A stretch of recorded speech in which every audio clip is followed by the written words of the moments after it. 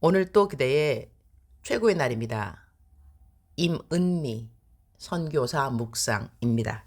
2023년 5월 11일 목요일 최고의 날. 우리 인생에 일어난 모든 일들을 나는 어떻게 해석할 것인가? 창세기 45장.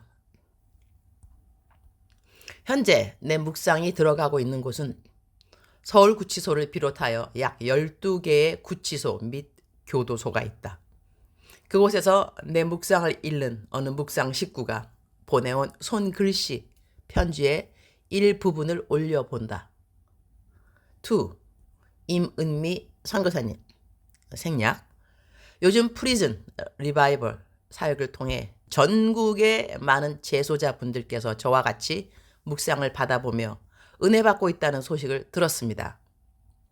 희망과 소망이 절실한 이곳에서 하나님의 사랑을 접하고 은혜 받기란 결코 쉽지 않은 여건인데, 자신이 은혜 받은 경험으로만 끝내지 않고 이 경험을 하나님의 사랑과 은혜를 전국의 재소자분들이 느낄 수 있도록 아이디어 주시고 두 발로 뛰며 고생한 누구누구 형님과 많은 도움과 지원 주신 선교사님, 그리고 사역에 동참해 주시는 모든 성도님들께 진심으로 감사드립니다. 2달 전쯤 선교사님 기억하실는지요? 제가 선교사님 묵상을 접하고 은혜 받아 썼던 편지가 부끄럽지만 감사하게도 선교사님의 묵상에 인용된 것을 알게 된 날, 누구누구 형님과 저는 라디오에 사연이 당첨된 것처럼 환호하며 방 사람들과 모여 앉아 묵상을 한 글자 한 글자 즐겁게 그리고 감사하게 읽어갔습니다. 방황하고 죄 지은 제가 주님께 진정으로 회개드리고 용서받고 묵상을 통해 용기를 얻을 수 있었습니다. 그리고 이러한 제 묵상이 다시 선교사님의 설교에도 활용되고 되려 저와 같은 마음으로 힘들었던 여러분들께 위로와 용기가 되고 복음의 통로로 쓰임받을 수 있음에 진심으로 기뻤고 주님도 기뻐하실 생각에 감사할 따름이었습니다. 저희 가족들도 선교사님께서 제 묵상을 인용해 주신 묵상을 듣고 많은 눈물을 흘리시며 주님께 더 간절하고 감사한 마음으로 나아가는 계기가 되었다고 합니다. 그리고 얼마 전 결코 이루어지지 않을 것 같던 합의가 피해자분의 용서로 감사하게 이루어지게 되었습니다. 정말 주님께 간절히 기도드렸는데 주님께서 부르짖으며 간절히 구했던 것을 잊지 않으시고 응답해 주셔서 감사한 마음에 눈물이 흘렀고, 합의가 됐다는 소식을 듣자마자 주님께 감사 기도를 드렸습니다. 나의 행한 행위대로 갚지 않으시는 하나님께 감사드렸고, 앞으로는 그러한 하나님을 욕되지 않게, 부끄러우시지 않게 더 이상 죄 짓지 않고 주님 안에서 올바르게 살아가겠다 다짐했습니다. 그리고 이제는 비록 합의가 됐지만 이와 별개로 피해자분과 그 가족분들께서 앞으로 정상적인 삶을 살아가시는데 저로 인한 트라우마나 후유증으로 불편함이 없으시도록, 그러한 것들이 남지 않고 완전히 없어져서 행복한 삶 사시기를 간절히 기도드리고 있습니다. 사실 이번에 제가 선교사님께 편지를 쓰게 된 계기는 4월 27일자 모두의 안색이 변해도 나를 향해 동일한 사랑의 하나님 묵상을 읽고 참 마음이 무거웠기 때문입니다. 묵상을 읽고 이런 생각이 많이 들었습니다.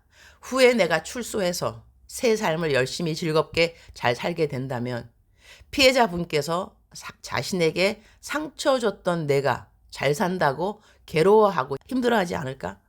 주님께 용서받고 피해자분과 합의가 됐음에도 묵상의 사연을 주신 분과 같이 오랜 시간이 지난 후에도 몇 년이 흘렀어도 피해자께서도 고통스럽고 힘들어 하실까 걱정됐고 마음이 너무나 무거웠습니다. 부디 피해자분과 그리고 누군가로 상처받고 힘들어 하시는 모든 분들이 주님을 영접하고 내가 아닌 예수님에 대한 자신의 시선을 고정시켜서 아픔과 트라우마로부터, 힘들고 괴로웠던 기억으로부터 자유함을 얻으시길 간절히, 정말 간절히 바라고 기도합니다. 그리고 저 역시 앞으로 살아감에 있어서 다시는 결코 그 누구도 저로 인해 상처받고 아파하는 사람이 없도록 주님의 자녀로서 더 바르게 살 것입니다.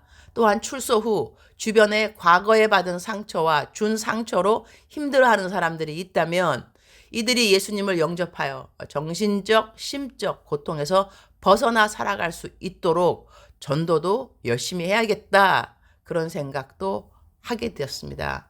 수감 생활 동안에도 한결같으신 하나님을 더 닮아가고 배워가며 열악한 환경 속에서도 주변 사람, 사물, 환경에 제 생각과 마음을 좌지우지하지 않고 오직 예수님께 시선을 고정하고 감사하며 즐겁게 주님 기뻐하시도록 생활해야겠습니다.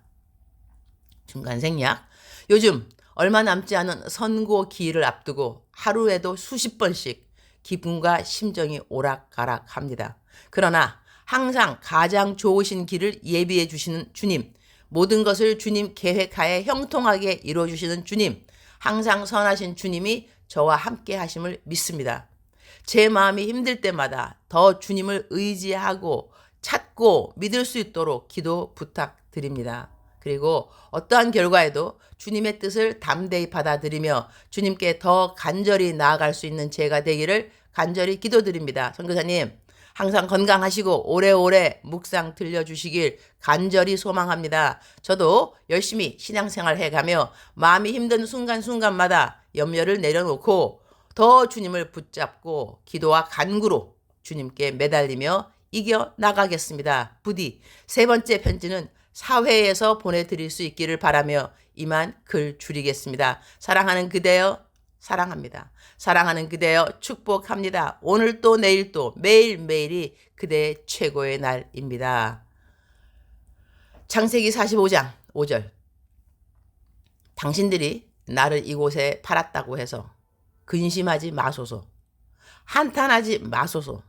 하나님이 생명을 구원하시려고 나를 당신들보다 먼저 보내셨나이다. And now do not be distressed and do not be angry with yourselves for selling me here because it was to save lives that God sent me ahead of you.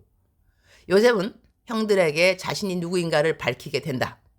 요셉은 형들을 원망하는 말을 할 수 있었을 것이다. 당신들 때문에 내가 지금까지 겪은 고생을 형들은 알고 있느냐? 나는 이제 하나님이 구해주셔서 이렇게 성공을 했으니 내가 그대들이 나에게 행한 못된 악행들을 이제 심판할 기회가 왔으니 나는 이 일을 감사한다. 이렇게 말할 수 있었을 것이다. 그러나 그는 그렇게 말하지 않는다. 성경에서 이 이야기의 배경을 그대로 옮겨온다. 우리말 성경 창세기 45장 1절 아래로. 요셉이 자기에게 시종 들은 사람들이 있는 앞에서 더 이상 자신을 억제하지 못하고 소리쳤습니다. 모두 내 앞에서 물러가라. 그의 곁에 아무도 없게 되자 요셉은 자기 형들에게 자신이 누구인지를 밝혔습니다. 그리고 너무나 큰 소리로 우는 바람에 이집트 사람들이 그 소리를 들었고 바로의 궁정에서도 그의 울음소리를 들었습니다. 요셉이 자기 형들에게 말했습니다. 제가 요셉입니다.